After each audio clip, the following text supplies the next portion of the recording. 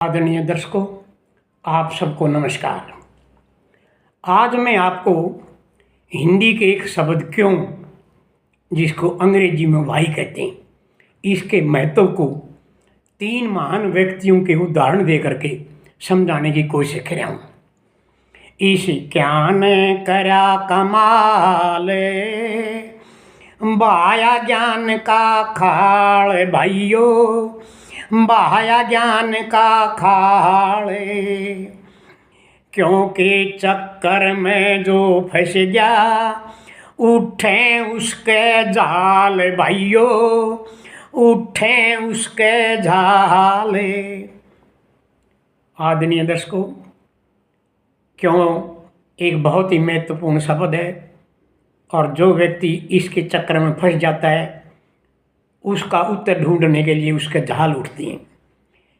और इस संदर्भ में मैं 3 दुनिया के बहुत प्रसिद्ध व्यक्तियों के का जिक्र करना चाहूँगा, जिनमें पहले व्यक्ति थे न्यूटन, जो एक बाग में बैठे हुए थे।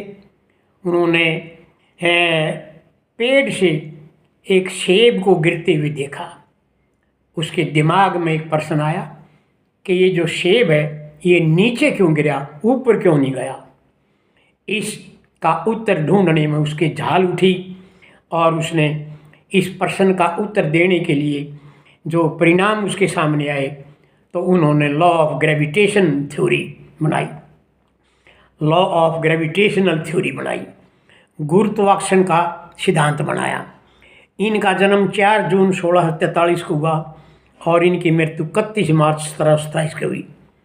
यद्यपि इनको नोबेल प्राइज़ नहीं मिला, क्योंकि पहला नोबेल प्राइज़ 10 दिसंबर 1901 में शुरू किया गया था, लेकिन ये दुनिया के बहुत श्रेष्ठ और सर्वोत्तम स्तर के वैज्ञानिक रहे। दूसरे जो 2 उदाहरण हैं वो भारत के नागरिकों के हैं, और उनमें पहला नाम है डॉक्टर सी.वी. रमन, जिन्होंने 1930 में फिजिक्स में नोबेल प्राइज़ मिला। और उन्होंने जब एक समुद्री यात्रा में कर रहे थे 1921 में, तो उनके दिमाग में एक प्रश्न आया कि समुद्र के पानी का जो रंग है ये नीला क्यों है, सफ़ेद क्यों नहीं, हरा क्यों नहीं। इस प्रश्न का उत्तर देने के लिए उसने एक बहुत बड़ी खोज की, और उसके इस सिद्धांत को रमन इफ़ेक्ट के नाम से जाना जाता है।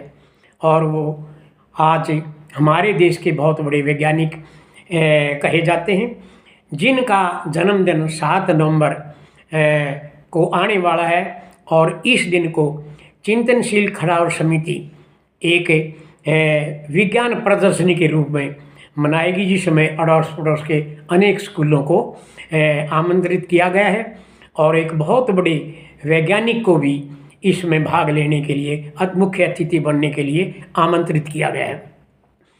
तीसरा जो वैज्ञानिक था वो भी भारत का था, उसका नाम था डॉक्टर अमर्त्य सेन।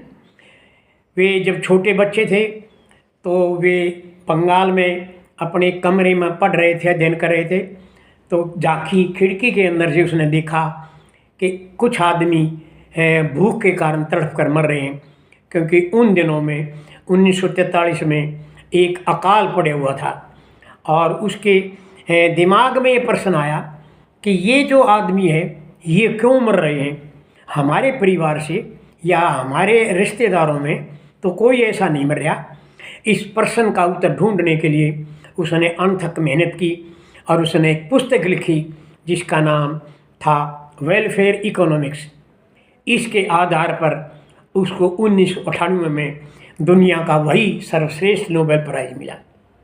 अतः युवक बहन और भाइयों, दर्शकों, खासकर वे बच्चे जो छात्र हैं, छात्राएं हैं, जो अध्ययन कर रहे हैं, वो इन 3 महान आदमियों के इस क्यों के प्रश्न का उत्तर देने के चक्कर में पड़े तो वे बहुत महान विद्वान बन गए।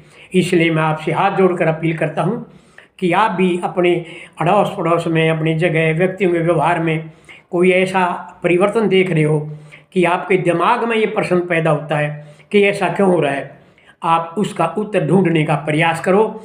और जब आपके पास उसका उत्तर आ जाएगा तो आप भी एक महान व्यक्ति बन जाओगे। मुझे आशा ही नहीं बल्कि पूर्ण विश्वास ही है कि आप इस क्यों के चक्कर में ज़रूर फंस जाओगे। मैं आपके सबके सुंदर व उज्ज्वल भविष्य की कामना करता हूँ। धन्यवाद। Thank you very much.